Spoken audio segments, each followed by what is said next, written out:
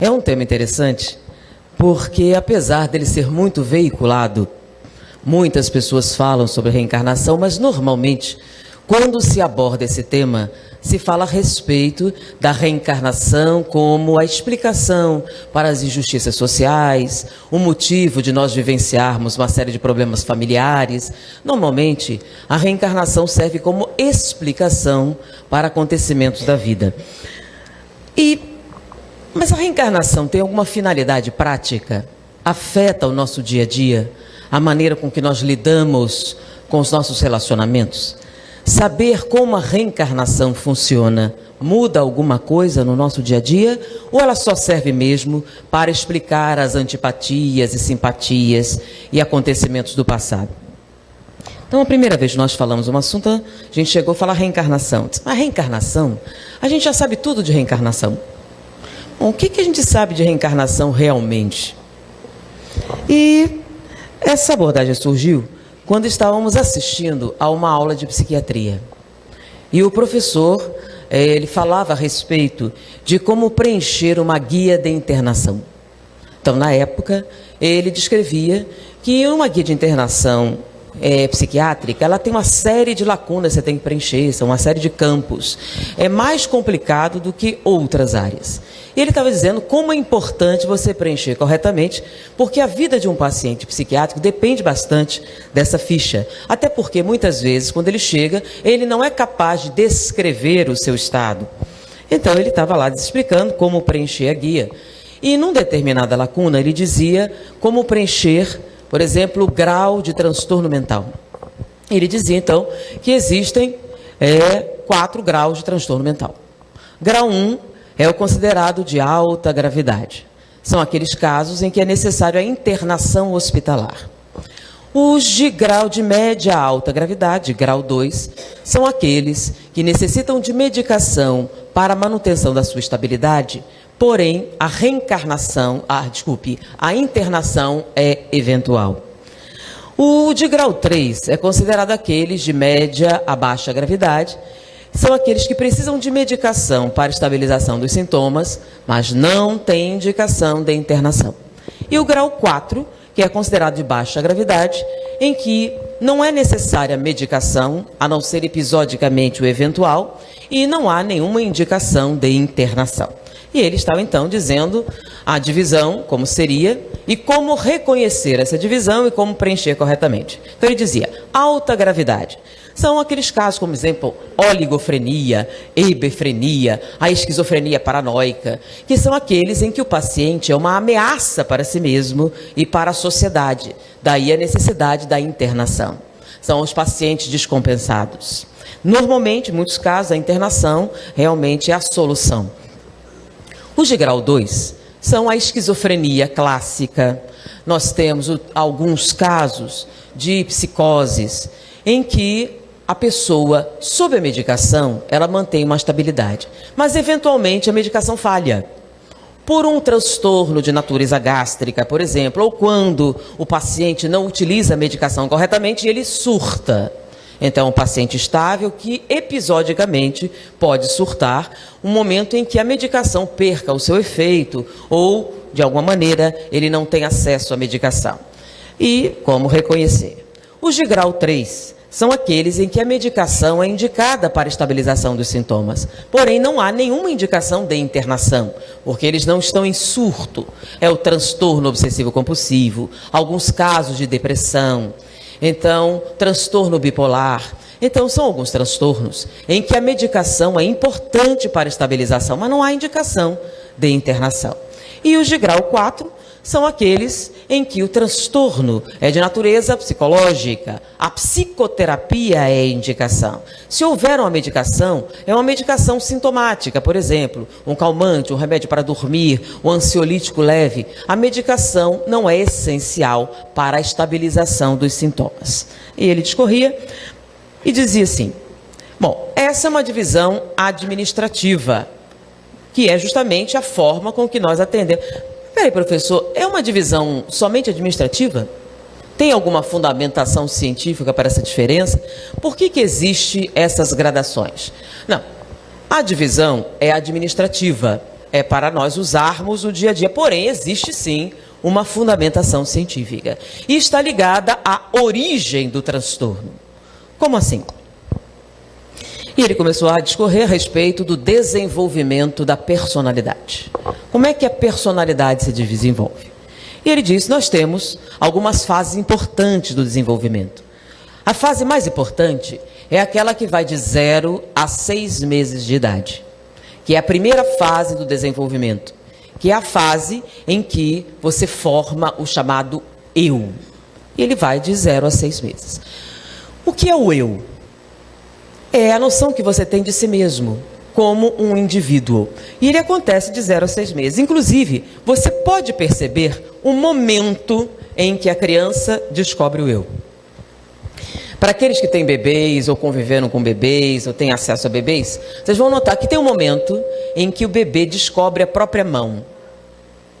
E ele começa a brincar com a mão. Ele estava assim, de repente, ele faz isso e começa a rir.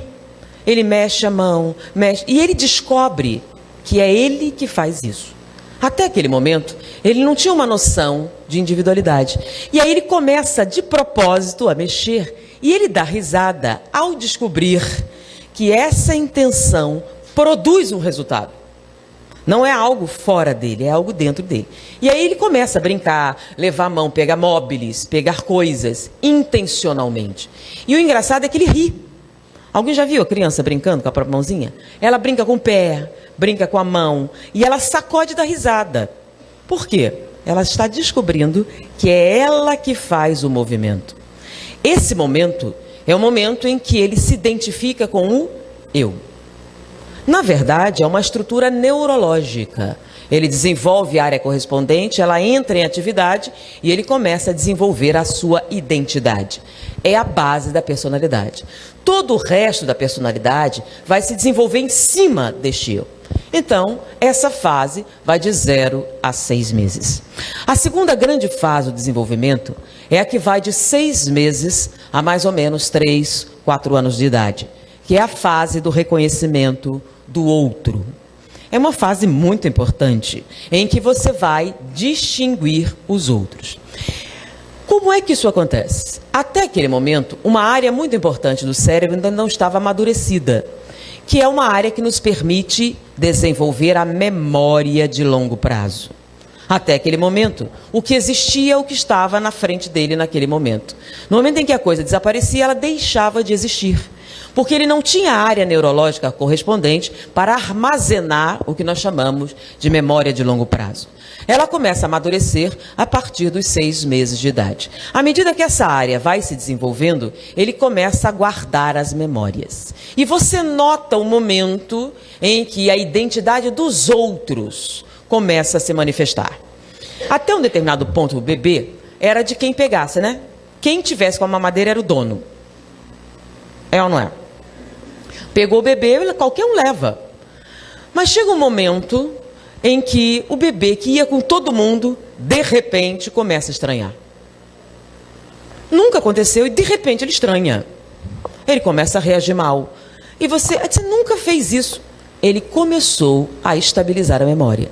Então ele começa a notar que existem aqueles que estão lá sempre, de vez em quando, e os estranhos.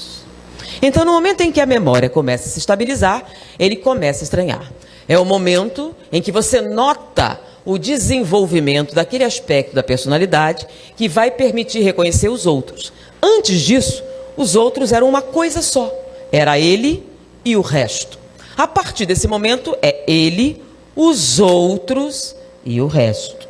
Ele separou os outros do meio ambiente. E é uma fase importante, porque vai começar o relacionamento deste indivíduo com as outras pessoas. Essa é a segunda fase.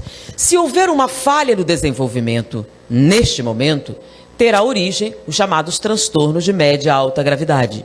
Se tiver uma falha, por exemplo, de 0 a 6 meses, o eu, estando comprometido, toda a estrutura da personalidade ficará comprometida. Então, se houver uma falha do desenvolvimento nessa fase, dará origem aos chamados transtornos de alta gravidade, que é a desagregação total da personalidade, que nós conhecemos como insanidade. A incapacidade total de relacionar-se com a realidade ou com a sociedade ao seu redor. Após os 4 anos de idade, você entra numa outra fase do desenvolvimento. É a fase do desenvolvimento dos relacionamentos afetivos motivacionais. É quando você vai estabelecer gradações diferentes de emoção entre aqueles outros que você reconheceu. Essa fase é uma fase de equilíbrio químico. Porque uma coisa que se descobriu sobre o cérebro é que o cérebro utiliza 2 linguagens. Até antes da década de 90, se acreditava que a linguagem cerebral era eletricidade. Que a eletricidade é que definia os chamados impulsos nervosos. Então, quando o cérebro se comunicava, ele se comunicava através de impulsos elétricos. E durante muito tempo se acreditava que era assim que funcionava. Nossos pensamentos, nossos sentimentos, tudo aquilo que havia no nosso interior se manifestava no cérebro através da eletricidade. Com o desenvolvimento das pesquisas, descobriu-se que não. A linguagem do cérebro é dupla. Enquanto que os processos chamados objetivos, a observação da realidade, os sentidos, são impulsos elétricos, descobriram que as emoções e os sentimentos não são. Eles são de natureza química. Então o cérebro tem uma dupla linguagem. Ela é elétrica e ela é química. Por exemplo, vamos dar um exemplo. Você está vendo esse carro vermelho com roda de liga leve, isso e aquilo? Quando você está olhando algo, reconhecendo algo, então você reconhece o automóvel, a cor, a forma, tudo isso é eletricidade. São impulsos elétricos que estão sendo veiculados. Mas no momento que eu pergunto, e aí, gostou do carro? Gostei, mas prefiro azul. Já não é eletricidade, é química. Então, esses processos emocionais, eles não acontecem no caminho dos neurônios, acontecem nas sinapses. E nas sinapses, essa química se manifesta no que nós chamamos humor ou emoções. Então, se você gostou ou não gostou do carro, é natureza química. Se você prefere uma cor ou outra cor, é natureza química. O reconhecimento da cor e o significado dela é elétrico. Mas o seu desejo, a sua hierarquia, o que é melhor, o que é pior, são de natureza química. E essa natureza química começa a se estabilizar de 4 a 7 anos de idade. E como é que funciona isso?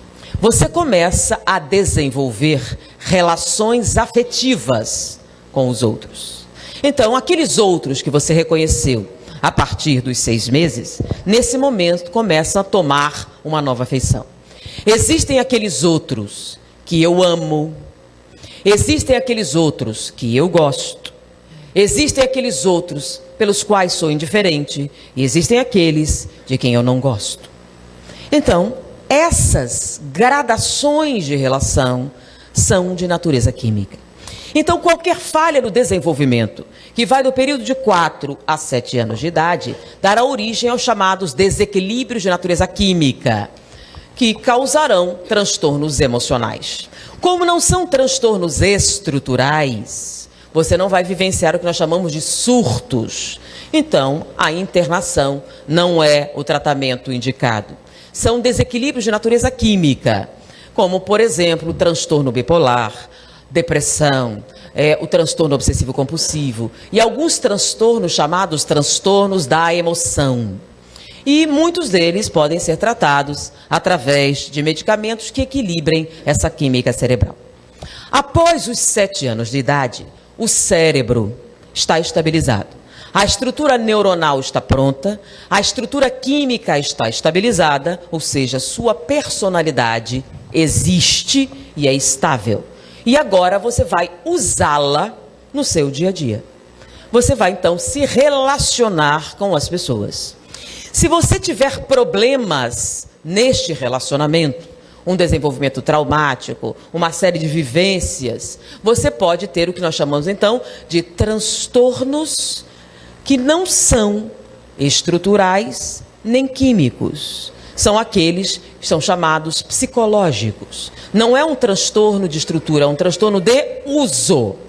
Por isso, a medicação não é a indicação terapêutica. Porque você não tem um transtorno estrutural, você não tem um transtorno químico, qualquer tipo de fármaco é mais prejudicial do que positivo. Nesse caso, a terapia será uma terapia de natureza psicológica, psicoterápica, porque o seu problema é não com a formação da personalidade, sim com o uso da personalidade.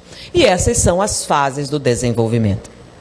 E ele descreveu, e é uma coisa conhecida, porém, o que nos chamou a atenção não foram as fases do desenvolvimento, e sim a coincidência das faixas etárias.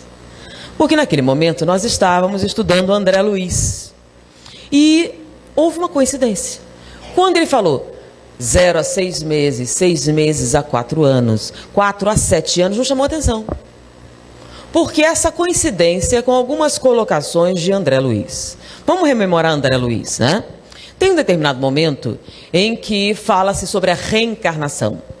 E eles dizem que a reencarnação se inicia na concepção. Tá? Quando a gente lê o Livro dos Espíritos, fala que a reencarnação acontece na concepção. No momento em que o óvulo e o espermatozoide se unem, a reencarnação acontece. E na mente ficou que reencarnou. Nesse momento, em André Luiz, é que você ouve uma coisa diferente. Ele diz que você não reencarnou naquele momento. A reencarnação começa na concepção. Mas a reencarnação física só termina aos 7 anos. Então, quer dizer, você não reencarnou, você está reencarnando. Então, a reencarnação não é uma coisa que acontece, ela é um desenvolvimento. E aí ele faz esse comentário, que a reencarnação física acontece, termina aos 7 anos. Aos 7 anos você está reencarnado. Quer dizer, com 6 meses você não estava reencarnado, estava reencarnando. Mas por que 7 anos? Ele falou isso, mas ele não desenvolveu. Agora, deixa eu dar um detalhe. André Luiz é da década de 30, 40. Tá? Muitas pesquisas que nós vamos falar para vocês hoje são depois de 2000. Então, na década de 30, 40, André Luiz faz a colocação que a reencarnação física se completa aos 7 anos de idade. O que acontece aos 7 anos de idade? É um número cabalístico? É algum número mágico? Não. Tem alguma conotação biológica que possa fundamentar essa tese de André Luiz? Sim. O que acontece aos 7 anos? Aos 7 anos, você tem todos os seus sistemas orgânicos formados. Porque, lembra, eles estavam em desenvolvimento. Aos 7 anos, você tem todos os órgãos completos. E a partir daí, a cada 7 anos, você tem um corpo inteiramente novo, com exceção dos neurônios cerebrais. Então, a cada 7 anos, você troca quase todas as células, com exceção das células neuronais, que se mantêm constantes. Então, com 7 anos, você tendo, então, todas as células que compõem o corpo, podemos afirmar, então, que o espírito está ligado ao corpo, molécula a molécula. Mas se você não tinha todas as moléculas, como é que você podia estar totalmente reencarnado? Então, vamos lá no momento da concepção. Você tem uma célula, tá? Então, você tem uma célula no corpo. Quantas células você tem no perispírito? Eu sei que alguns me conhecem, mas eu normalmente faço uma pausa para fazer um relacionamento com o público. Eu não sou bem uma oradora, eu sou professora. E esse hábito terrível que meus pais quiseram curar durante muito tempo é de conversar com a plateia, né? Porque eles já conhecem a piada, porque eu dava aula de noite, se eu não conversasse o povo dormia. Então eu dava essas pausas de efeito para o povo reagir, sentar melhor na cadeira, acordar, para a gente poder conversar um pouco. Então você tem uma única célula. Quantas células você tem no perispírito?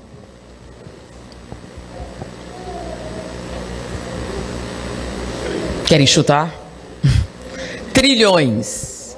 Né? Você tem trilhões de células no perispírito e uma célula no corpo. Ou seja, você está mais encarnado ou mais desencarnado? Você está muito mais para lá do que para cá, correto? Aí, essa célula se divide em duas, de duas em quatro, numa progressão geométrica. Uma semana depois, você tem o quê? Umas centenas de células. Mas ainda existem trilhões do lado de lá. Então, com uma semana você está reencarnado? Não.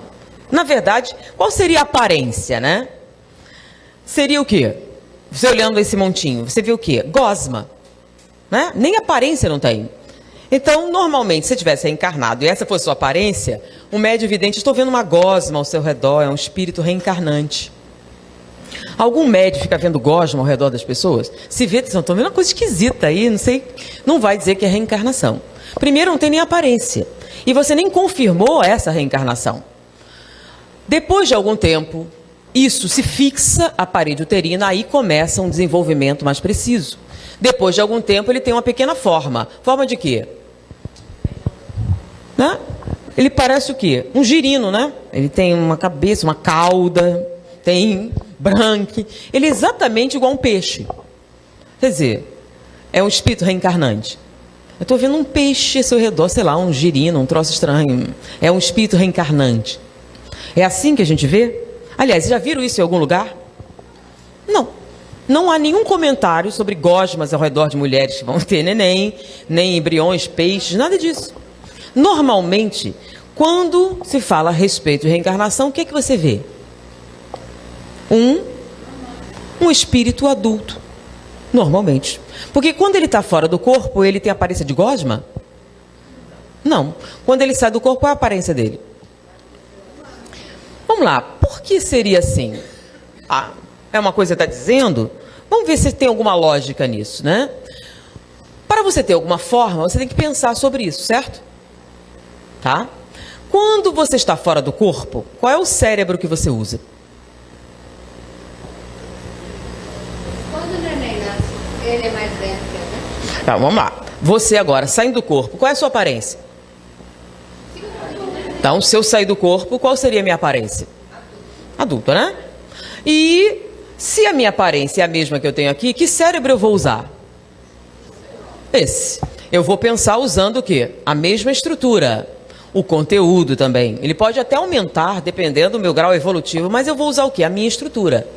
Se eu vou reencarnar, então eu morri, saí do corpo, sou eu aqui. Eu vou reencarnar. Tem algumas células. Quando eu saio do corpo, que cérebro eu vou usar? O meu antigo, esse aqui. Afinal, esse aqui não tem um. Então, eu ainda vou manter a minha forma o quê? Original. E não o que está acontecendo ali. Afinal, eu estou presa no corpo por algumas poucas células. Bom, aí vai a evolução, a embriogênese vai se desenvolvendo, até que o neném nasce. O neném nasceu. Quanto tempo um recém-nascido passa acordado?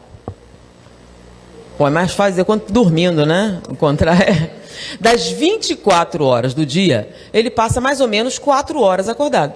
Isso dividido, ele mama e dorme. Então, ele passa mais tempo onde? Fora do corpo do que no corpo. Quando ele sai do corpo, ele sai como bebê recém-nascido? Primeiro, o recém-nascido não fixa o olhar, então ele não enxerga bem. Ele não escuta bem. Ele não se relaciona com o meio bem. Por quê? Por que você está dizendo isso? Tem algum motivo? Tem.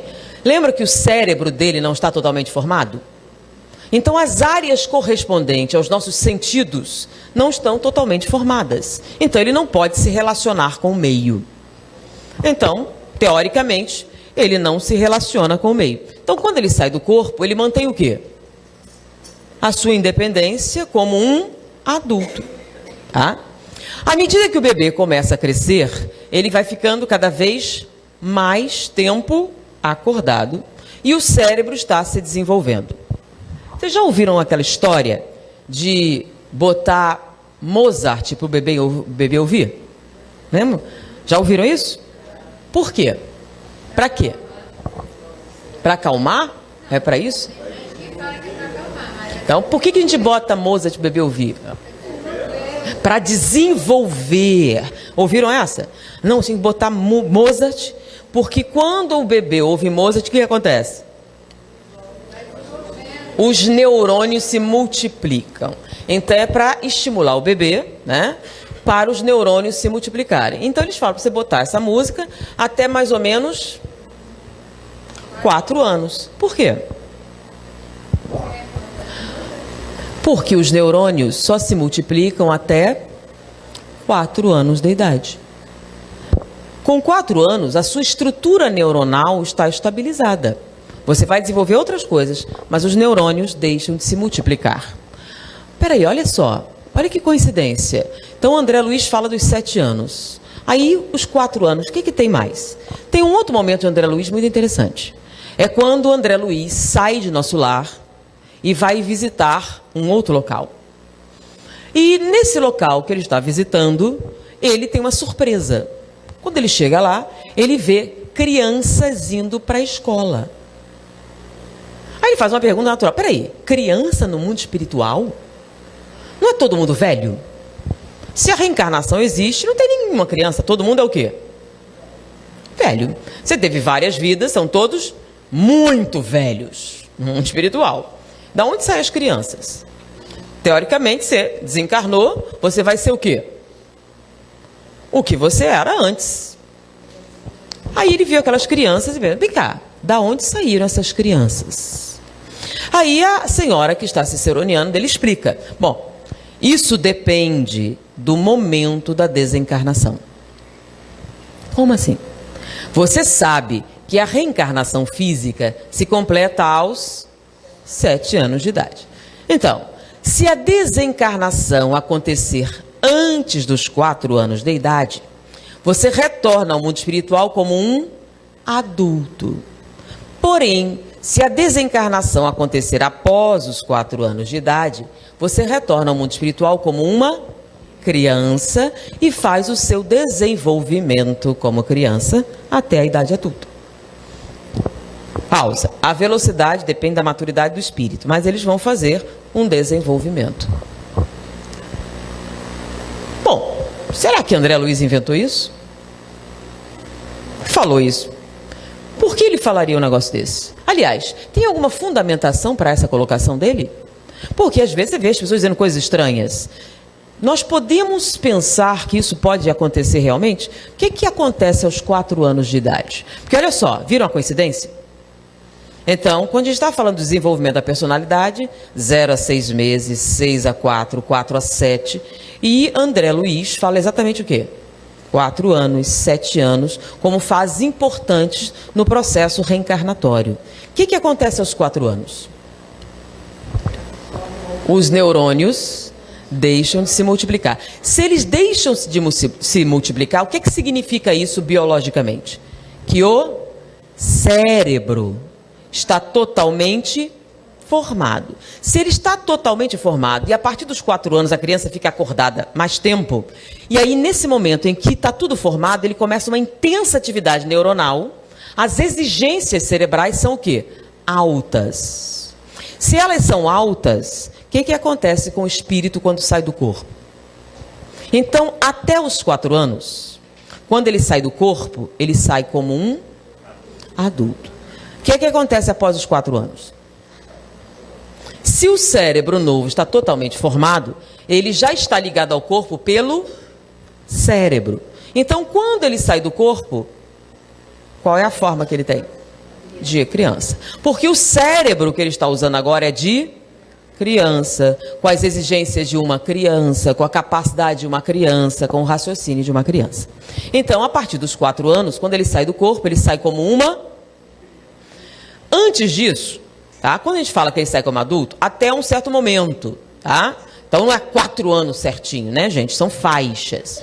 Então, à medida que ele vai se aproximando dessa faixa, ele vai perdendo a lucidez que ele tinha e ele vai assumindo a forma de uma criança. Por quê? Porque o cérebro que está se formando começa a exigir e o perispírito então começa a assumir a forma deste cérebro reencarnante com as suas limitações. Deu para entender? Por isso, se a desencarnação acontecer antes dessa fase final, ele ainda tem o quê? Independência e lucidez. Então, se ele desencarna, ele assume que forma? A forma de um adulto que ele tinha antes de reencarnação.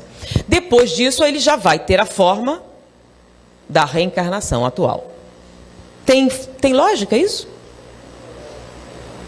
Quando a criança tem até 5 anos, 12, aquele adulto, Mel. 4 anos, mais ou menos. 4, 5 anos, por aí. Quando fez 6 anos, eu fiquei com saudade dele. Bom, vamos falar de uma coisa interessante, então. Essas fases do desenvolvimento. André Luiz falou isso. Tem alguma outra fundamentação? Sim, tem algumas coisas interessantes que foram sendo pesquisadas que talvez fundamentem essa tese de André Luiz. Uma dessas coisas foi que nos Estados Unidos, famílias muito ricas, elas têm o hábito de financiar pesquisas, artes, serem mecenas ou patronos. E uma família em especial costumava patrocinar um hospital, escola. E essa família em particular, o pai agora era um homem jovem e ele continuou a tradição familiar. A sua esposa estava grávida pela segunda vez. Ele tinha já um filho de 5 anos de idade, ela estava grávida, mas a gravidez, essa segunda gravidez, não estava se desenvolvendo tão bem. Ela teve vários problemas e com esses problemas veio a um parto prematuro e nasceu uma criança muito prematura. No passado, qual era o tratamento que nós dávamos a uma criança prematura? O que é que a gente sabe sobre a criança prematura? Se ela é prematura, uma das coisas que a gente sabe é que seu sistema imunológico ainda não está plenamente desenvolvido. Isso faz com que ela seja o quê? Muito suscetível de infecções, de doenças. E o seu pulmão, que é a última coisa a se formar, ele também é imaturo e a probabilidade de transtornos respiratórios é muito grande. Então, qual era o procedimento que se tinha com um prematuro? Colocava ele numa incubadora, dentro de uma UTI neonatal, num ambiente totalmente esterilizado. Para quê? Para evitar que ele fosse exposto a germes e, na sua fragilidade, ele pudesse contrair alguma infecção. Então, eles tentavam o máximo possível isolar o bebê para permitir que ele se desenvolvesse até poder ser forte o suficiente para lidar com o meio ambiente. Então, o que fazia? UTI neonatal. Bom, uma UTI esterilizada é vedada ao público. Para você entrar, você tem uma série de procedimentos. Então, o que faziam com o prematuro? Internavam ele lá e o pai e a mãe poderiam visitá-lo durante algumas horas do dia e olhá-lo através de uma janela. Por que era maldade? Não. Tá? Então, se ele tem uma imunidade baixa e você quer que ele sobreviva, é o que automaticamente a gente supõe que se deve fazer e é o que se fazia. Então, os pais só podiam ver o bebê pelo vidro. Por quê? Porque permitir que pessoas leigas acessem o ambiente esterilizado é aumentar as chances de contaminação. E foi o que aconteceu com esse bebê em particular. Porém, o bebê não estava se desenvolvendo bem. E o médico chamou o pai e disse: se prepare, porque eu acho que ela não vai passar do dia de hoje. Os batimentos são erráticos, não estamos conseguindo estabilizar a pressão, e vocês façam as suas orações, se despeçam que ela não vai sobreviver ao dia de hoje. Ele foi para casa para contar à esposa, que estava com o filho mais velho. Estava no escritório, ele contou, ela estava chorando, sensibilizada, quando o filho chegou e entrou. O que aconteceu? E eles resolveram dizer a verdade. Contaram que o bebê não estava bem e que possivelmente ele não iria sobreviver. Então a minha irmãzinha vai morrer? Ele disse: vai.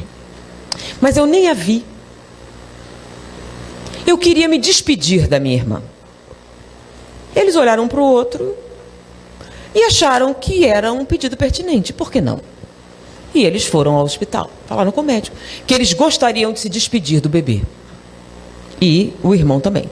Mas não pode, o ambiente... Vocês não disseram que ela vai morrer? Então que diferença faz? Nós queremos nos despedir. Eu quero abraçar minha filha. E eu quero que o irmão também se despeça dela. Bom, eles eram os principais patrocinadores do hospital. Realmente o bebê não tinha chance de sobrevivência. Eles permitiram. E eles foram se despedir.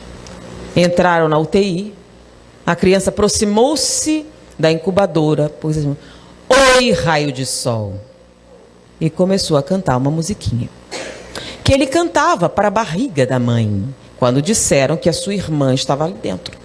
E raio de sol, o apelido que ele tinha posto. Quando a criança falou, o bebê reagiu. Os batimentos subiram e a pressão arterial se estabilizou. Os médicos vieram e voltem ao meio-dia. Ele saiu. Ao meio-dia eles voltaram. No momento em que a criança entrou e disse, oi, raio de sol, voltei, o bebê reagiu. Os batimentos subiram e a pressão arterial se estabilizou.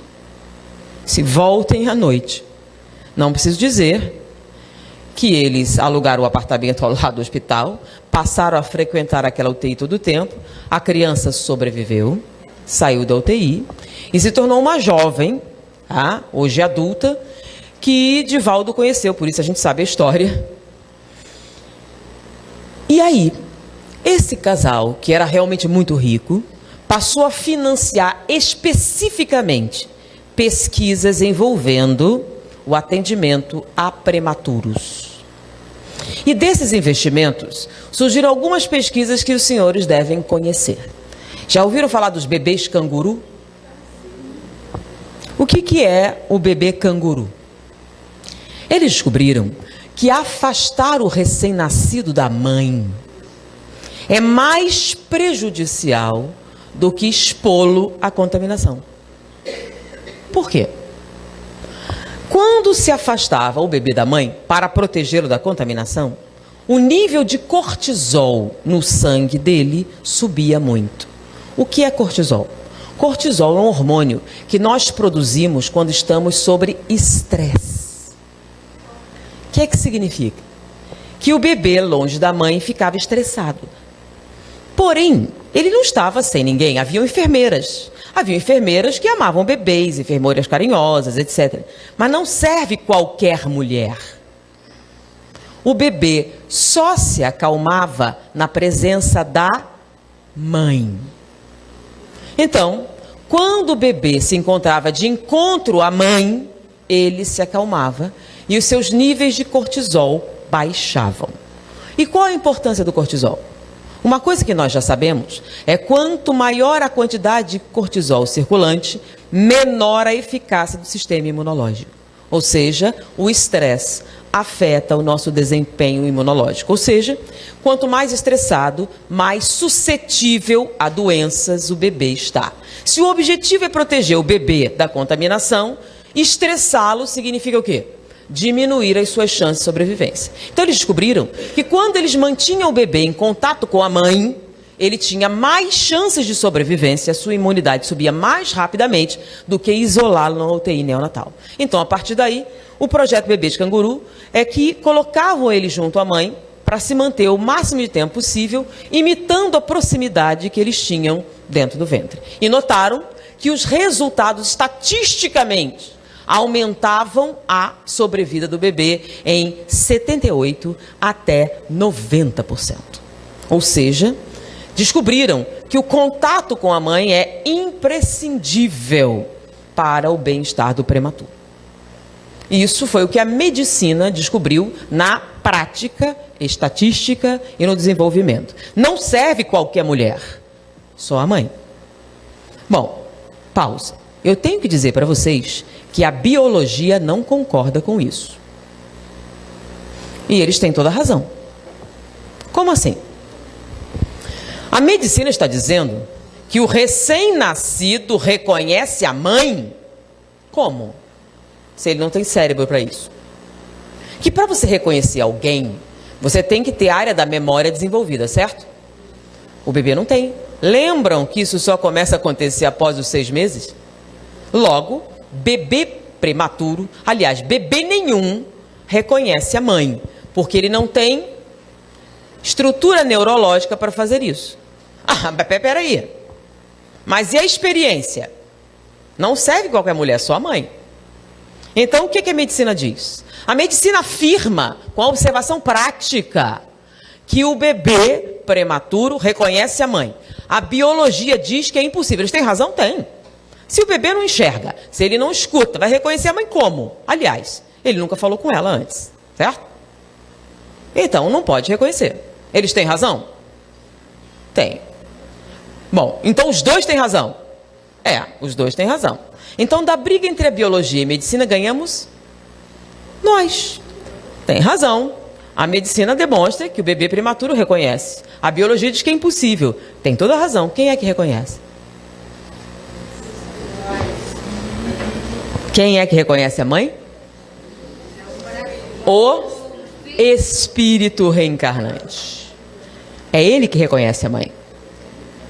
Não é o corpo que reconhece, é o espírito. Por isso não serve qualquer mulher. Só serve o quê? A mãe. Mas não foi só isso que eles descobriram. Pesquisando ainda mais, eles verificaram um outro fenômeno bem interessante, que alguns de vocês até reconhecem, né? Por exemplo, a psicologia, a psicoterapia.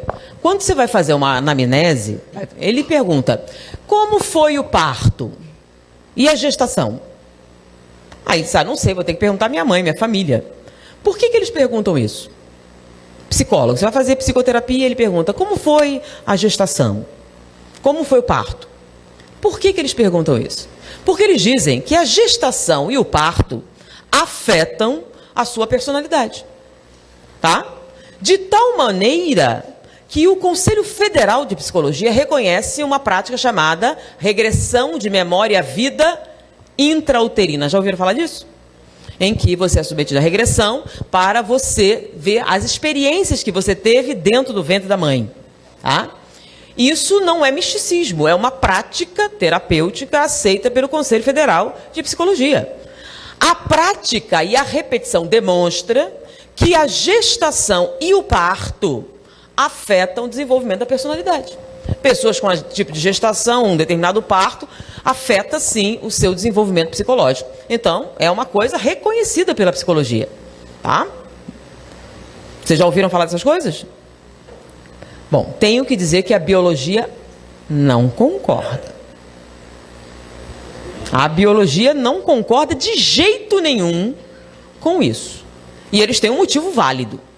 A psicologia está dizendo que você dentro do ventre da mãe sente emoções. E que essas emoções afetam sua personalidade. E que você, inclusive, lembra de coisas que sua mãe sentiu. Não é isso? Não pode. Que bebê na barriga da mãe não enxerga, não escuta, não tem nem as áreas cerebrais para fazer isso. Quanto mais para entender qualquer coisa que exista. Afinal, o cérebro não está nem desenvolvido. Então, como é que ele vai lembrar o que sua mãe sentiu se o cérebro para fazer isso ele ainda não tem? Como é que ele vai escutar o que a mãe disse se não tem os ouvidos prontos para isso? Como é que ele vai guardar uma lembrança qualquer da sua mãe se o hipocampo não está nem formado? Não tem nem lugar para ele guardar nada. Eles têm razão? Tem toda a razão. Fisicamente, é impossível você lembrar de qualquer coisa no ventre da mãe. Ainda mais conversa que você teve com o seu pai. É totalmente, fisicamente impossível qualquer lembrança, guardar qualquer emoção. Ou seja, gestação e parto não podem de maneira nenhuma afetar sua personalidade, uma vez que você não tem uma personalidade. Nem pode ter, porque não tem lugar para guardar. Eles têm toda a razão. Tem lógica? Tem. Porém, o que é que a psicologia demonstra? Não interessa você dizer que é impossível. O fato é que acontece. O fato é que você lembra. O fato é que afeta. Então, o fato é que isso acontece. Então, se acontece, você diz que é impossível, tem que ter uma outra explicação. Então, da briga entre a psicologia e a biologia, ganhamos nós, certo? Então, essas memórias existem? Tanto existe que você pode acessar. Essas experiências afetam sua personalidade? Tanto afeta que hoje em dia é algo reconhecido. Bom, a biologia tem razão? Tem razão. Fisicamente, não dá. Então, se fisicamente não dá, mas a memória existe, de onde ela vem? Então tem que haver uma outra explicação, além da física, para essas memórias, para essas lembranças, para essas experiências. Então nós já temos duas brechas na ciência para o reconhecimento de alguma coisa que seja extrafísica. Porque os fatos são que essas coisas acontecem. Então bebês não reconhecem sua mãe, inclusive pai, às vezes avós. Elas reagem positivamente quando reconhecem a voz do pai. A biologia diz que não pode. Mas vamos lá. Acontece ou não acontece? Quem aqui já teve experiência de falar com um recém-nascido e ele reagir? Quantas mães? Você conversa, quando o pai fala, ele fica quieto. Como é que pode? Mas acontece. Então, já são duas brechas para essa tese de André Luiz. Talvez tenha alguma fundamentação. Mas não é só isso, tem outra coisa interessante. Esse comentário que ela estava fazendo sobre a maturidade. A década de 60, logo depois da década de 50, um surto nos Estados Unidos é a coisa de testes de QI. O que é teste de QI? Coeficiente de inteligência. A década de 60 foi o auge dessa coisa de teste de QI. Todo mundo falava sobre gênio. Foi logo depois, então, teve o fim da guerra, Einstein, quando finalmente todo mundo reconheceu o trabalho dos grandes cientistas, então essa coisa de gênio ficou no ar. E foram desenvolvidos então os chamados testes de QI. O que é um teste de QI? É um teste para medir o coeficiente intelectual. Então, você fazia uma série de testes e isso em cima da idade demonstrava se você estava acima da média ou dentro da média. Aqueles que estavam acima das expectativas eram considerados superdotados. E todo mundo queria um superdotado. Ter um superdotado estava na moda. Todo mundo queria um Einstein, um Max Planck, um cara desse. E quando os testes saíram, todo mundo queria testar. Mal a criança começava a falar, aplicava um teste de QI, tá? E aí aconteceu um fenômeno interessante. Vários superdotados começaram a aparecer. Fazia o teste e as crianças davam aquelas respostas fora do comum, superdotado. Em cima desses testes, eles começaram então a desenvolver programas para superdotados. Já que seu bebê é superdotado, a gente não pode desperdiçar. Então eles começaram a criar programas para desenvolver esses superdotados. E aí foi que os problemas começaram a acontecer. Com o passar do tempo, eles notaram que muitos testes davam algo chamado falso positivo. Quanto mais cedo você fazia o teste na criança, maior a probabilidade de falso positivo. Aí o que acontecia? Você pegava uma criança normal, colocava sobre ela exigências além da expectativa, o que gerava respostas traumáticas, porque ela não conseguia atender às expectativas de um supergênio, porque eram crianças normais. Então eles verificaram que quanto mais jovem você fazia o teste, maior a quantidade de falso positivo. Esses falsos positivos só se estabilizavam quando você fazia os testes 7 anos de idade. Então, hoje em dia, só se aplica teste de QI numa criança depois de 6 anos de idade. Por quê? Porque verificou-se que se você faz antes, a probabilidade de falso positivo era muito grande. Então, quando você fazia teste de QI numa criança de 2, 3 anos, a chance de erro aumenta exponencialmente. Então, há uma média de 30% de erro. O que é isso? É que se você fizer um teste numa criança de 3 anos, há uma chance de 30 para 1 de dar falso positivo. Ah, é? É. Por quê? Quer dizer que a criança fica burra depois? Por que deu positivo? Então ela respondeu o teste melhor e depois piora. Ela emburrece com a idade? Não. Os neurologistas deram a seguinte explicação. Não, é o seguinte, o falso positivo é que essa fase que vai de 2 a 4 anos, acontece aquele fenômeno da hipermultiplicação de neurônios. Então a explicação que eles deram é que o falso positivo é causado pelo quê? Pela quantidade de multiplicação de neurônios, pela hiperatividade neuronal. Então, quando os neurônios estão em franca multiplicação, as respostas são mais rápidas, mais eficientes. Mas no momento que estabiliza, fica normal, ou seja, emburrece. Os pedagogos têm outra explicação, mais plausível. Eles dizem o seguinte, é que a criança com menos de 4 anos tem uma convivência muito grande com adultos. E ela fica imitando os adultos, né? Ela só está convivendo com adultos e ela começa então a imitar comportamento, fala, etc. Depois dos 4, ela começa a conviver com outras crianças, né? Vai para a creche, vai para maternal. E aí ela começa a conviver com crianças da sua idade e emburrece. Então você está dizendo que ela é um papagaio, né? Mas peraí, se eu fizer um teste com um papagaio dá gênio? Pensa nisso, a explicação que eles deram é essa. A criança fica convivendo com o adulto, fica repetindo. Peraí, quem repete é o quê? Papagaio, correto? Se eu fizer um teste com um papagaio, um teste de QI com um papagaio, dá gênio? Não. Então um teste de QI não mede o quê? Uma cópia. Ele mede o quê? Raciocínio, respostas cognitivas. Ele não está medindo o seu vocabulário, tá? Não. Então essa explicação não convence. Convence? Não. Tem que ter outra explicação. Por que dá falso positivo? O que acontece que a criança emburrece? Porque se caiu o desempenho, o que significa? Que ela era melhor e diminuiu com a idade? A verdade é que eles não explicam muito bem. Mas não sei se já notaram, você pega uma criança de 2 anos, e ela diz certas coisas, ela tem certas posições bastante definidas, inusitadas, elas parecem tão adultas, é ou não é? Algumas parecem muito mais velhas do que são. Quem já conviveu com isso? E depois ela...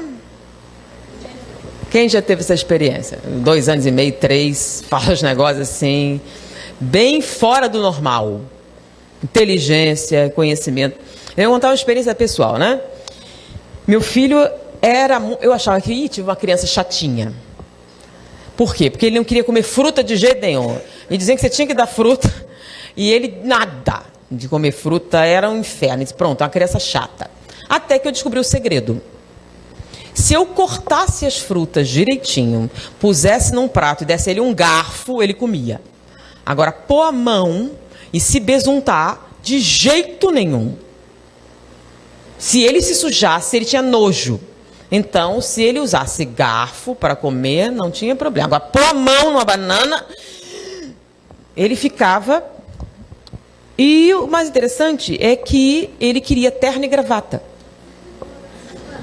Então, ele chegava e me pedia assim, eu não gosto dessa roupa. Ele queria terno e gravata. Aí minha mãe deu para ele. Então, toda vez que eu saía, ele punha terno e gravata. Eu tenho fotos. E um dia a gente estava tomando café da manhã e ele disse, eu não gosto de tomar café na sua casa. Por quê, meu filho? Você não sabe pôr a mesa.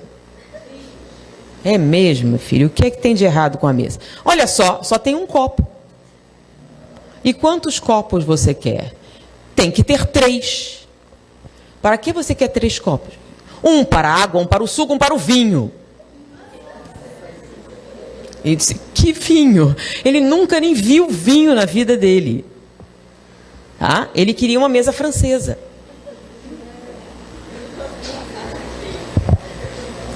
Ele não se sujava, ele não ia praia para pôr o pé na areia, ele tinha nojo. Tá? Então, ele usava terno e gravata. Se você desse um presente para ele, tá? Chegava em casa e temos que escrever uma carta de agradecimento.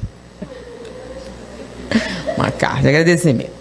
E eu pensei assim, pô, esse aí não tem trabalho nenhum, né? Ele não se sujava, não estragava nada. Era sempre assim, eu pensei, pronto, esse dá trabalho. Ter filho assim é mole, né? Dá para ter 10. Porém, após os 5 anos, ele virou um porquinho igual a todos os outros. Ele agora tem 17. Vai oferecer uma camisa social para ele, vai dizer, o quê? De jeito nenhum. Mas eu tenho as fotos dele. Tá? Sair de terno e gravata. Num calor no Rio de Janeiro, mas ele de terno e gravata, direitinho. Tá? E da onde vem isso? Quem ensinou? E foi assim. Porém, desaparece tudo em torno de 5 anos de idade, mesmo, não surge igual, você nem nota uma coisa dessa. Tem vários fatores. Eu, quando eu tinha 2 anos, eu andei. Naquela época, tinha idade, 2 anos, eu era deficiente. Com 3 anos, eu falei a primeira frase. Então, eu era burra, deficiente mental mesmo. Até minha tia falava, essa filha da Belmira não é normal. Eu fiz faculdade, estou aqui falando, sou fonoaudióloga, fundei a PAI, sou deficiente. Pois é, olha só, eu vou contar uma história interessante para vocês, né? Kim Wang-won. Ele é coreano. E um dia, o pai dele estava no trabalho, recebeu um telefonema histérico da mãe. O bebê estava com 6 meses, e ela, uma mulher histérica, dizendo: o Kim falou comigo, o Kim falou comigo. Aí ele: calma, é estresse. Fica calma, é que você está sozinha, é bebê, eles estavam fora do local onde morava, sem família, fica calma, não sei o que. Ele falou com os amigos: minha mulher está histérica, está com um bebê novo, essa coisa toda. E ela aí disse: olha, sai mais cedo, vai. Ele saiu mais cedo, acalmou a mulher, chegou lá: você está nervosa, é muito trabalho, muito estresse, você está longe da sua família, num país diferente, essas coisas todas. E acalmou a mulher, foi imaginação. Não, mas ele falou comigo: minha filha, ele é um bebê de 6 meses e tal, você está muito nervosa, de repente foi um sonho. Aí acalmou, ela ficou mais calma. Aí ele foi no bebê, brincar no bebê, e estava ali com o bebê. Pois é, Kim, você viu sua mãe, né? Ela disse que você falou com ela. Olha que engraçado. Não, pai, falei mesmo.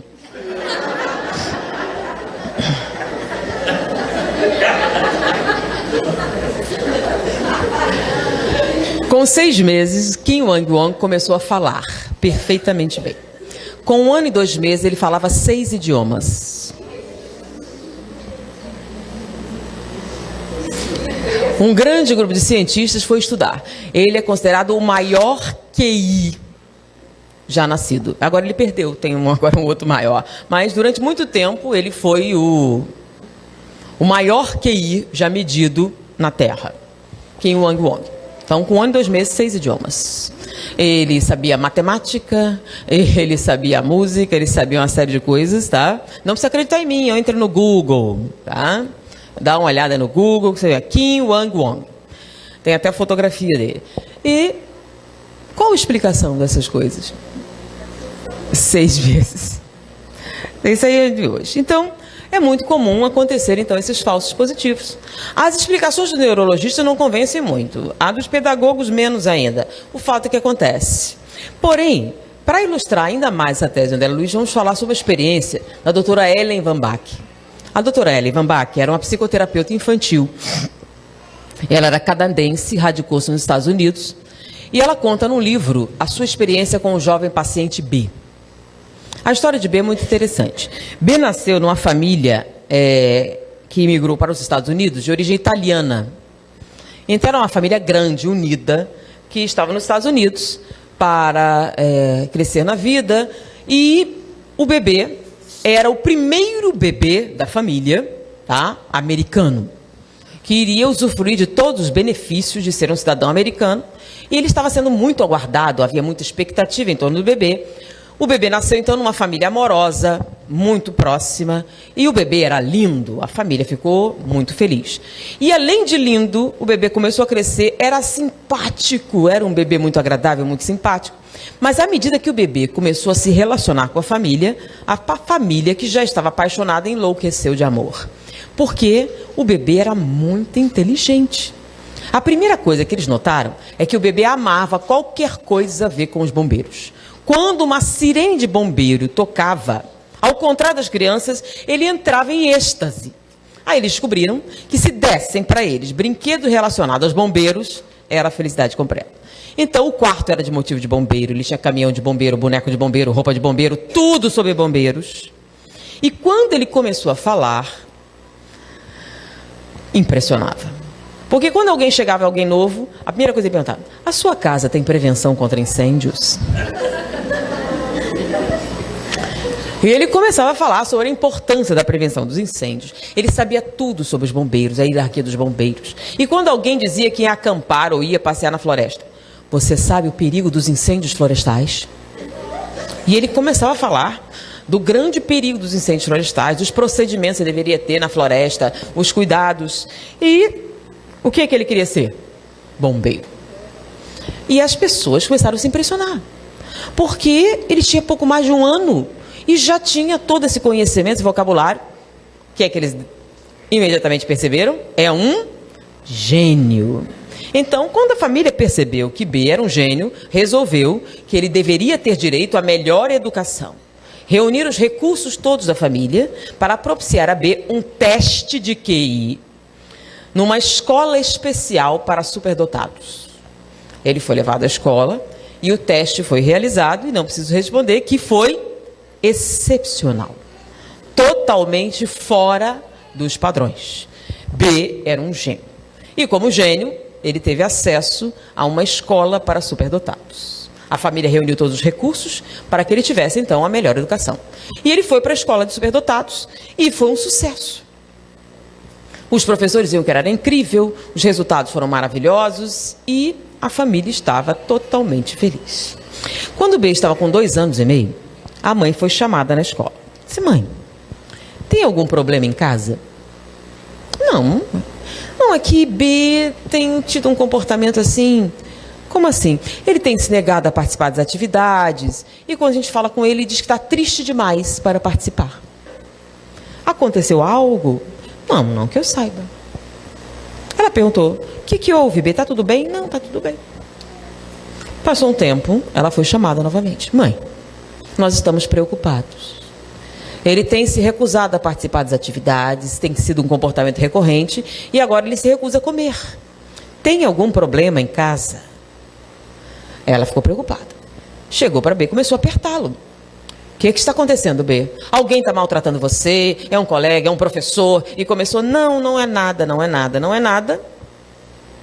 Mas os professores insistiram: alguma coisa está errada.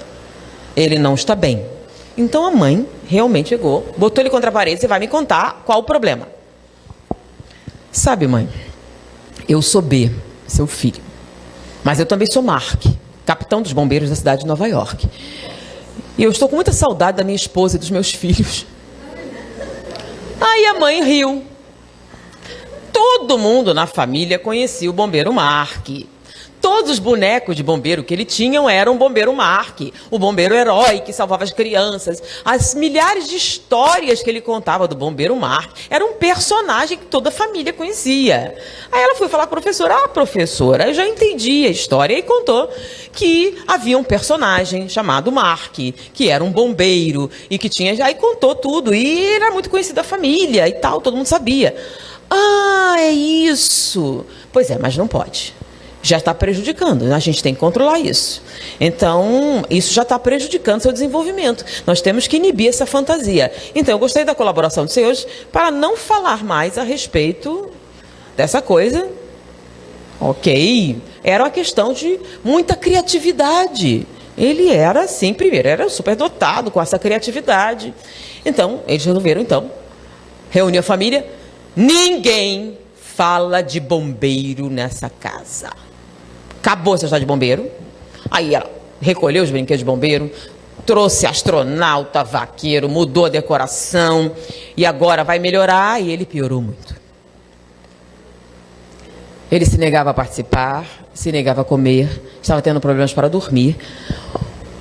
Os professores estavam preocupados e sugeriram que ela procurasse um terapeuta, porque ele estava deprimido.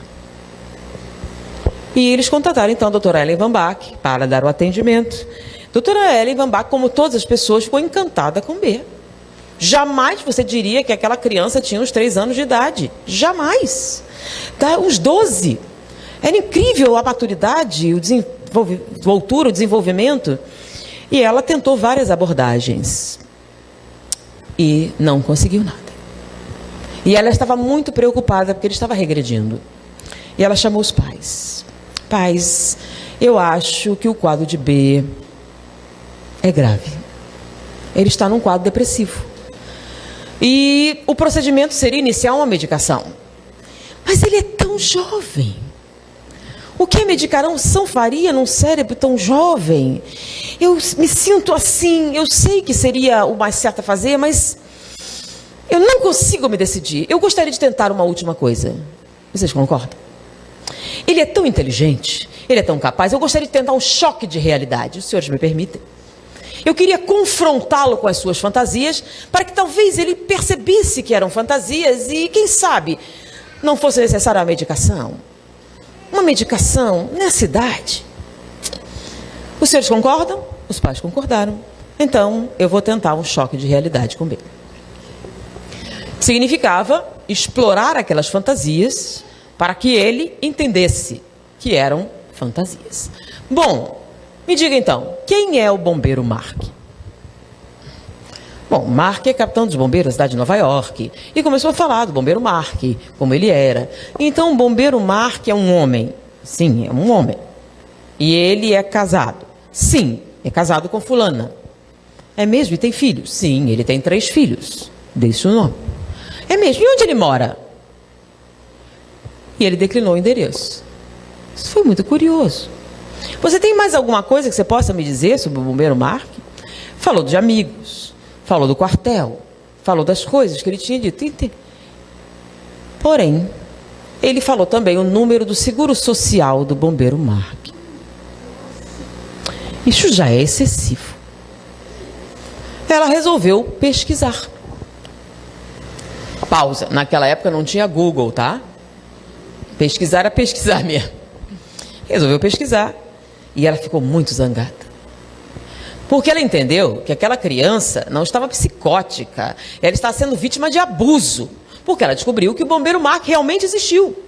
Ele era um bombeiro, era capitão na cidade de Nova York e que havia morrido 10 anos antes do nascimento de B.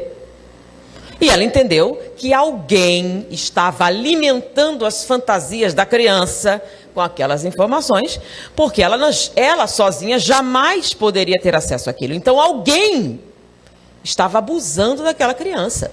Ela chamou a família e disse que era um caso de abuso. Alguém estava alimentando as fantasias da criança, tá? Alimentando aquela psicose com aquelas informações, e aquilo era fruto de abuso. A família ficou muito preocupada, mas quem poderia ter feito isso? Foram correr atrás, mas ninguém conseguiu chegar a uma conclusão. Bom, não importa. O que importa é que agora eu sei o que fazer. Nós vamos resolver esse problema. Eu vou tentar o choque de realidade com B. Eu vou confrontá-lo e vou provar que é uma fantasia. Ela entrou em contato com pessoas que conheciam o bombeiro Mark, descobriu o endereço da esposa da viúva, entrou em contato com ela e contou a história do seu jovem paciente B, do que estava acontecendo, do seu sofrimento. Ela ficou sensibilizada. Pois é, meu marido, Mark, sim. E nós gostaríamos de contar com a colaboração da senhora. Eu queria tentar uma abordagem, eu queria um choque de realidade. Ah, perfeitamente. A senhora poderia colaborar? Claro. E ela combinou, então, um encontro no seu consultório. A viúva do bombeiro Mark iria comparecer e B seria confrontado com as suas fantasias para que ele entendesse que ele não era o bombeiro Mark. A família sabia, a viúva estava lá, B era o único que não sabia do acontecimento. Ele veio para a consulta, entrou. Olá, doutora Ellen. Virou-se: fulana, sou eu, seu marido Mark. E começou a conversar. Perguntou das crianças, perguntou dos amigos, perguntou dos parentes. Aprofundou a conversa. Num determinado ponto, ele descreveu para ela um sinal que ela tinha na parte interna da coxa direita, que somente seu ginecologista e seu marido Mark poderiam descrever. No final da conversa, ela virou para a doutora Ellen e disse: o que acontece eu não sei, mas esse é meu marido Mark.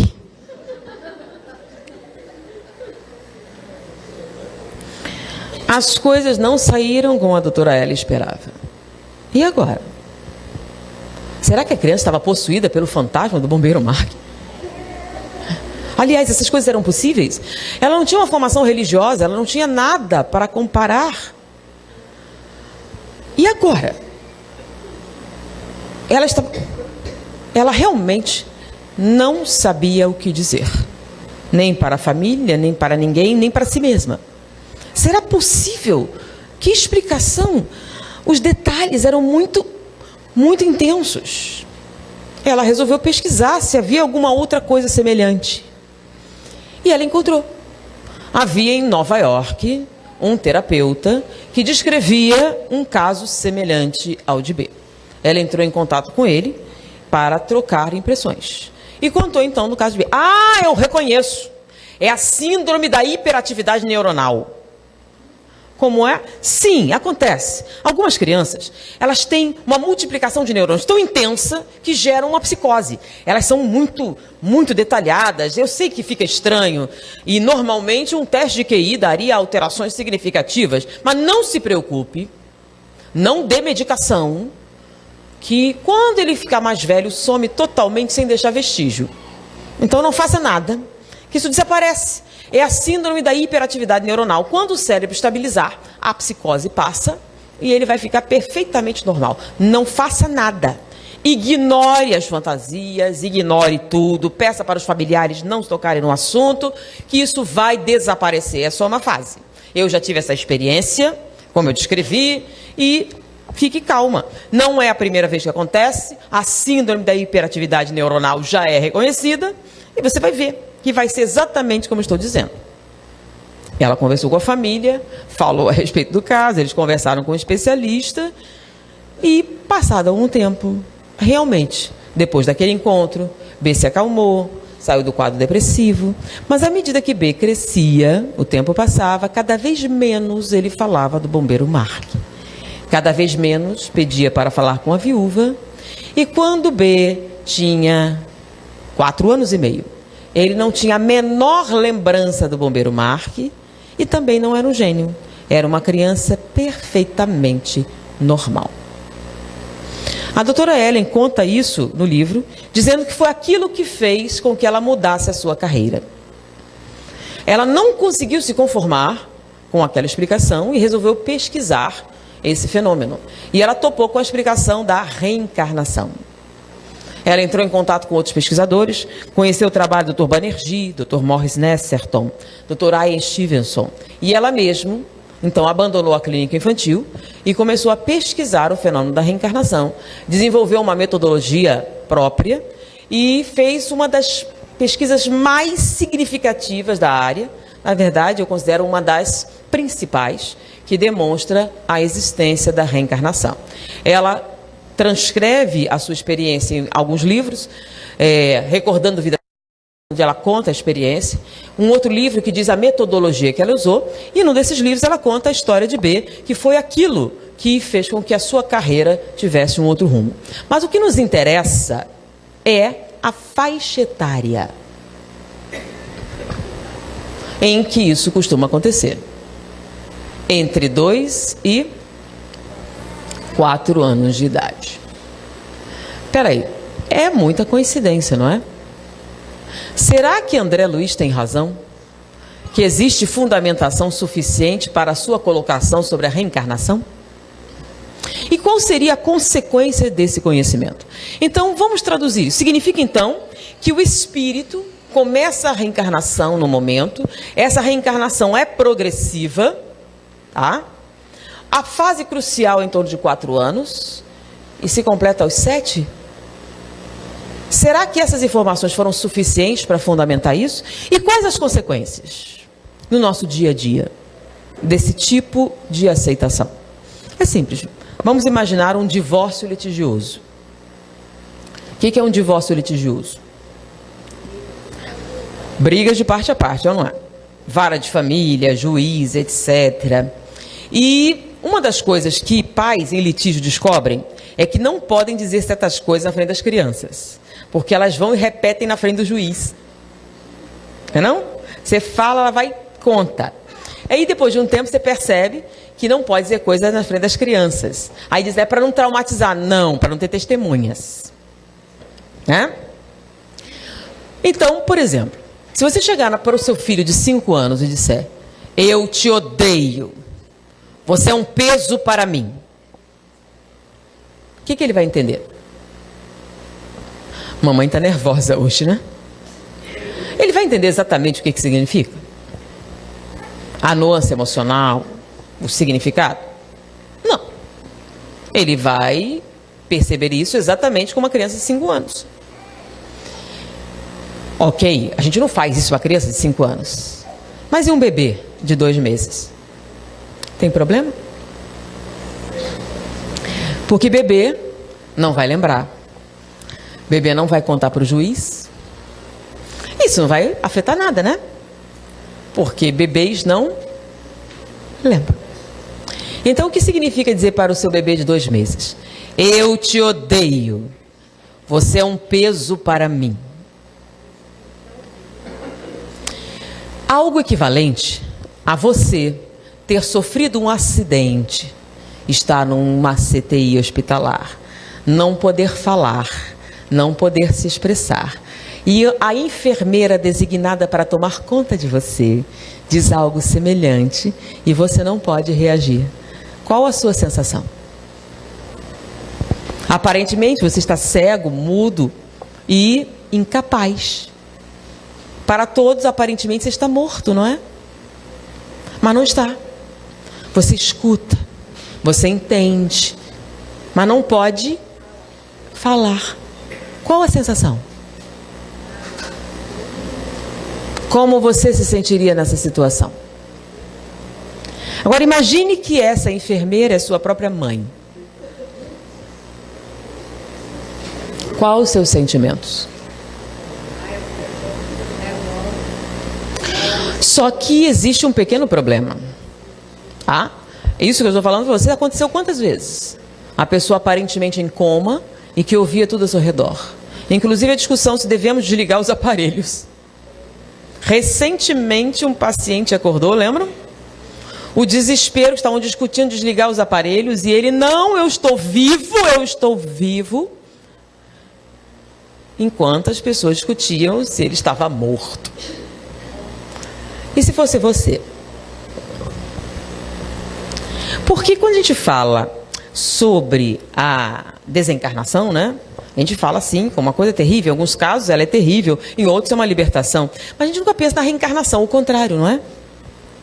Você é livre e de repente você está o quê? Preso e limitado. E indefeso e incapaz nas mãos de outra pessoa que você deveria confiar. E o pior de tudo, consciente. E você escuta algo semelhante.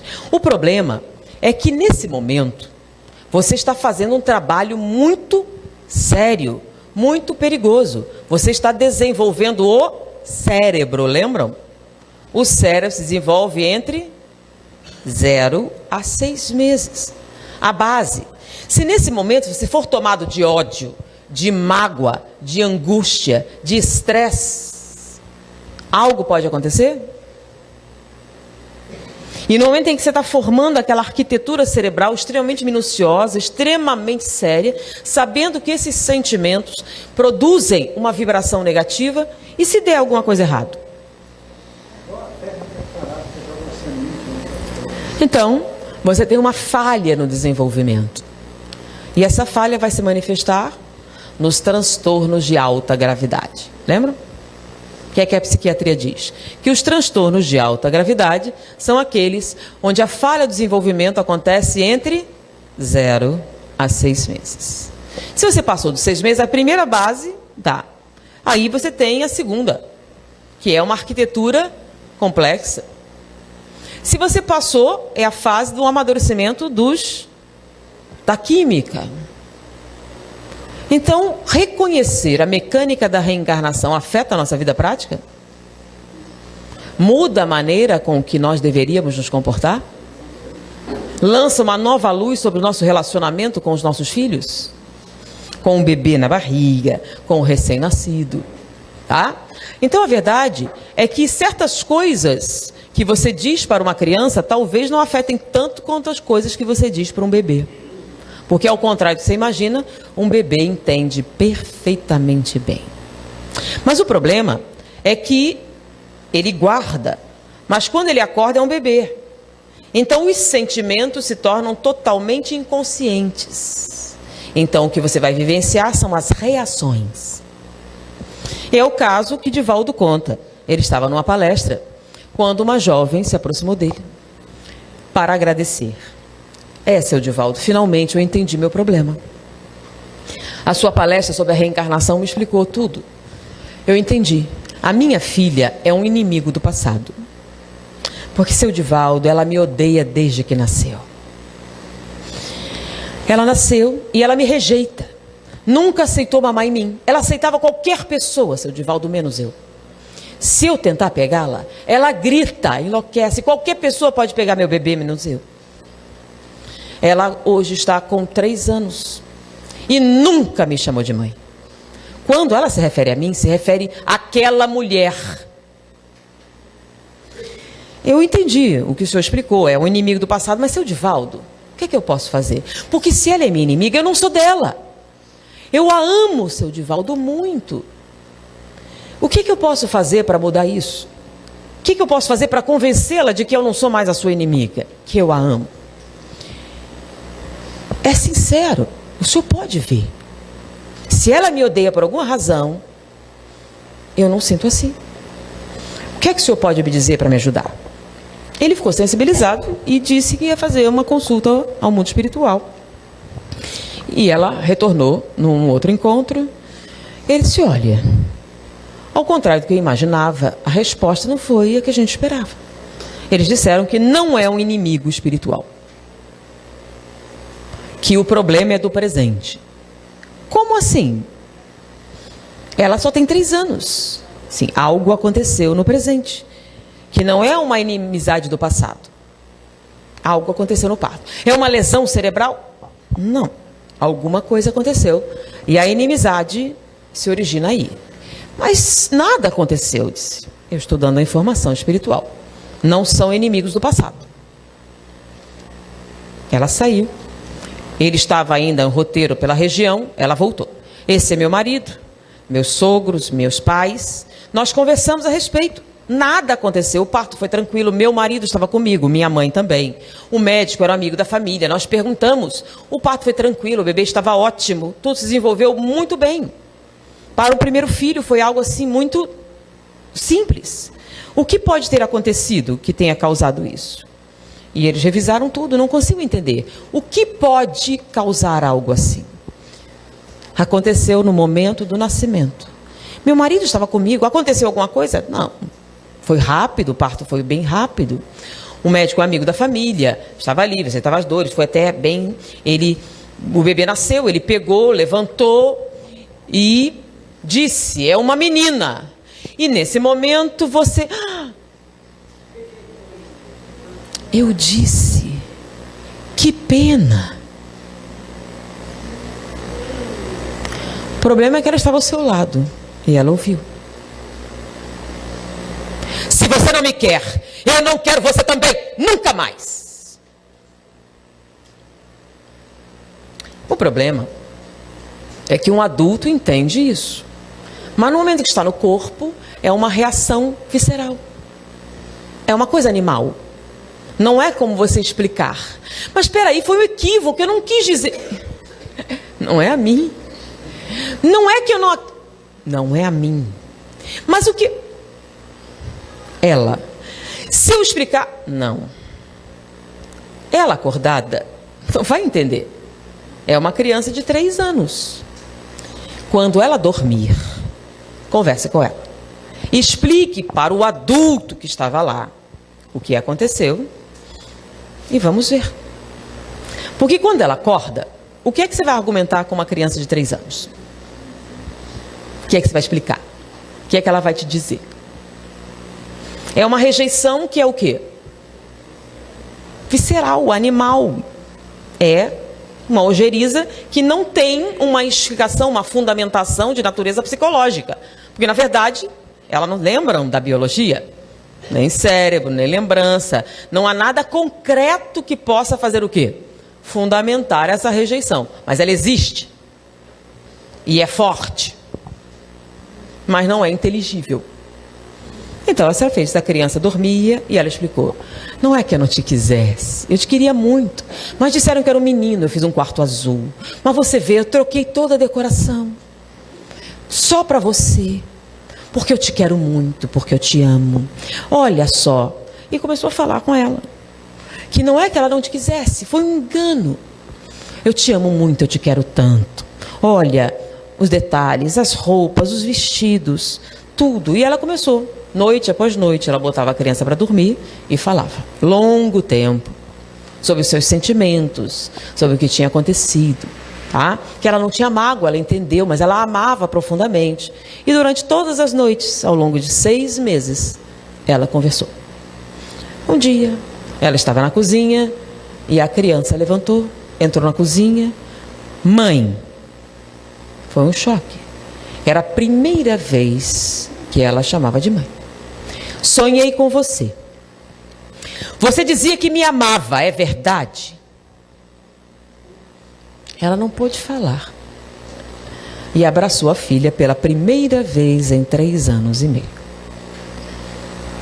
Ou seja, conhecer a mecânica da reencarnação afeta a nossa vida prática?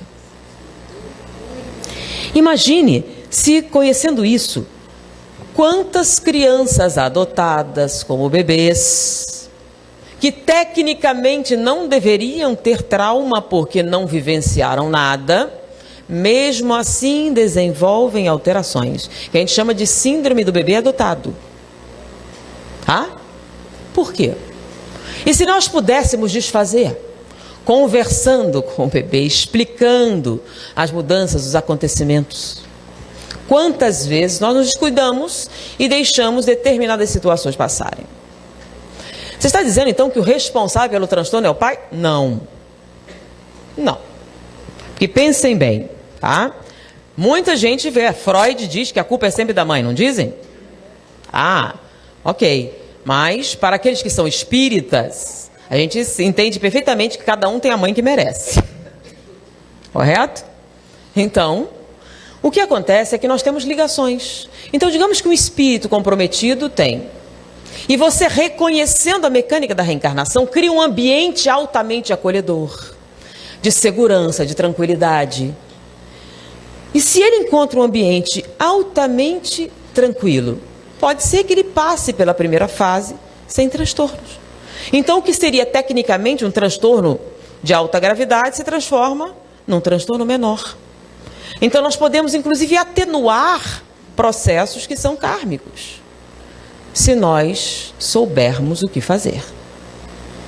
Então, não é que sejamos responsáveis, mas somos coparticipantes da situação. Então, quantos problemas poderiam ser alterados, modificados, diminuídos com o conhecimento? A gente tem, às vezes, conhecereis a verdade e ela vos... Bom, diante disso, nós temos uma obrigação moral, que é o quê? Dividir o nosso conhecimento com as outras pessoas. Eu não dei para vocês só a tese espírita, dei várias fundamentações não espíritas, tá? Inclusive, que podemos reconhecer da importância de como lidar com esses espíritos que reencarnam. O significado dessa vivência e as consequências que elas podem ter em nossa vida. Então, diante disso... Não vou entrar em detalhes do que você falou agora. Tudo que eu passei na minha vida, quebra-cabeça formou agora. Então, foi um prazer estar com vocês. Muita paz. Não, temos um...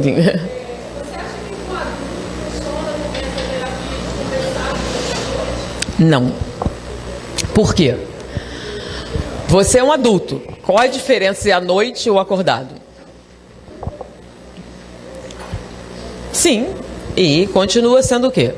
O seu cérebro, as suas memórias, as suas lembranças. A diferença da criança é o seguinte: você pode conversar com uma criança de 3 anos, pedir para ela explicar por que ela se sente assim? O que ela vai dizer a você? Porque ela tem uma explicação.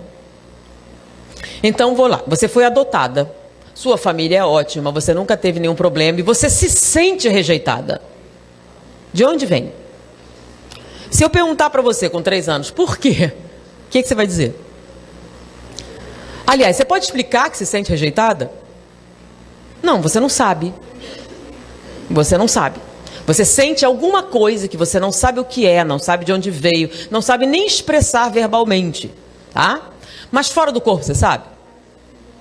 Porque você sabe de onde está vindo. Deu para entender a diferença?